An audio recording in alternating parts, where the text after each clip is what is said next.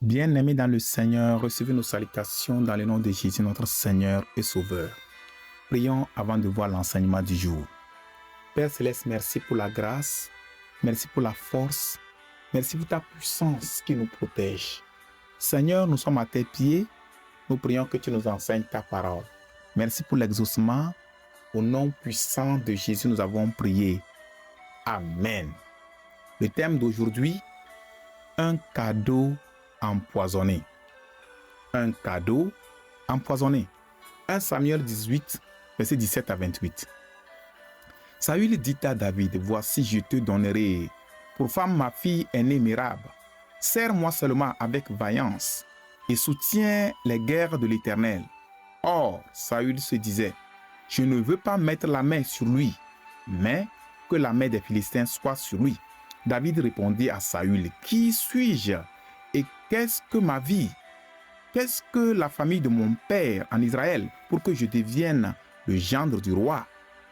Lorsqu'arriva le temps où Mérab, fille de Saül, devait être donnée à David, elle fut donnée pour femme à Adriel de Méhola. Michal, fille de Saül, aima David. On en informa Saül et la chose lui convint. Il se disait, je la lui donnerai afin qu'elle soit un piège pour lui et qu'il tombe sous la main des Philistins. Et Saül dit à David pour la seconde fois, tu vas aujourd'hui devenir mon gendre. Saül donna cet ordre à ses serviteurs.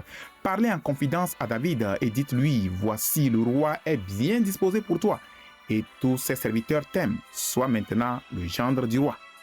Les serviteurs de Saül répétèrent ces paroles aux oreilles de David et David répondit, croyez-vous qu'il soit facile de devenir le gendre du roi? Moi, je suis un homme pauvre et de peu d'importance. Les serviteurs de Saül lui rapportèrent ce qu'avait répondu David. Saül dit, vous parlerez ainsi à David. Le roi ne demande point de dot, mais il désire 100 prépuces de Philistins pour être vengé de ses ennemis. Saül avait le dessein de faire tomber David entre les mains des Philistins. Les serviteurs de Saül rapportèrent ces paroles à David, et David agréa ce qui lui était demandé pour qu'il devînt gendre du roi. Avant le terme fixé, David se leva, partit avec ses gens et tua 200 hommes parmi les Philistins.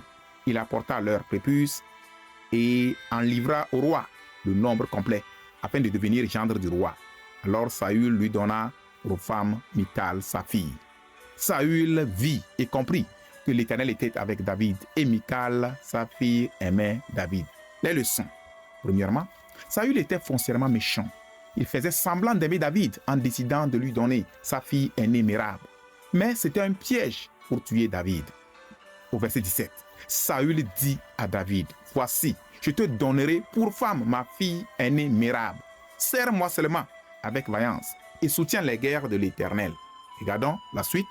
Or, Saül se disait, je ne veux pas mettre la main sur lui, mais que la main des Philistins soit sur lui. Beaucoup de gens sont comme Saül, qui vous tendent la main droite, alors que leur main gauche est munie d'un poignard prêt à vous abattre à votre insu. Tout porte à croire que David ne savait rien de ce plan diabolique bien emballé visant à l'éliminer. Veillons, veillons et veillons. 2. Saül n'était pas du tout sérieux.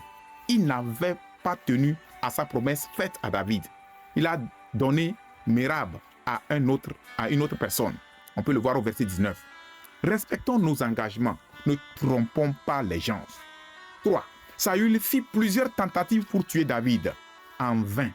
Le Seigneur veille sur ses fidèles. La quatrième chose que nous voyons, c'est que Saül profita de l'amour de sa fille Michal pour David pour continuer ses manœuvres sataniques. De grâce, Saül, tu veux tuer celui que ta fille veut épouser? Un peu de bon sens quand même. Il y a des gens qui se comportent comme Saül. Ils n'aiment pas les gens. Ils sourient avec les gens, mais au fond du cœur, ils leur livrent une guerre et ils cherchent des occasions pour tuer ces individus.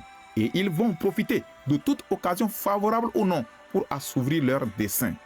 Voyez, Saül dit, je veux t'accepter comme mon gendre. Et il pose la condition. Quelle est la condition? Regardons dans 1 Samuel chapitre 18, verset 25.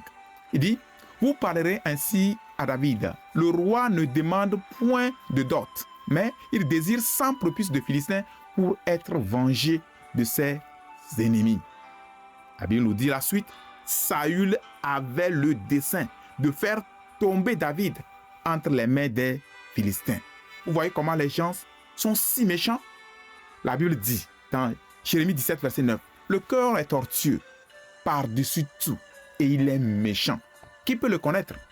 À cause de son ambition, il est prêt à tuer. Il voulait tuer David et il veut passer par les Philistins. Comme ça, si David va en guerre et que les Philistins le tuent, on dira que c'est les Philistins qui l'ont tué et non Saül.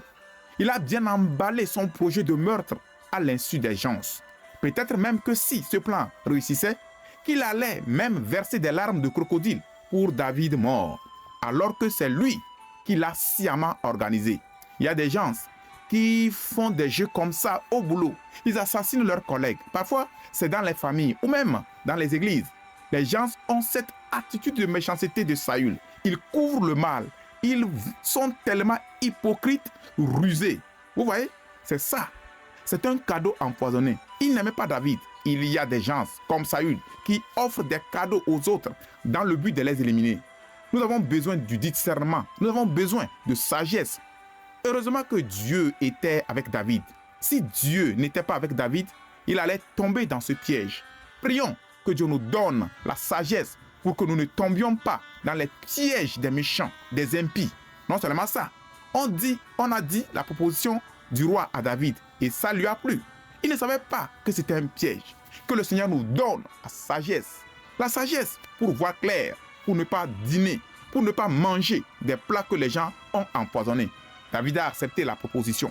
Mais, à la grande surprise de Saül, Dieu a annulé son plan diabolique.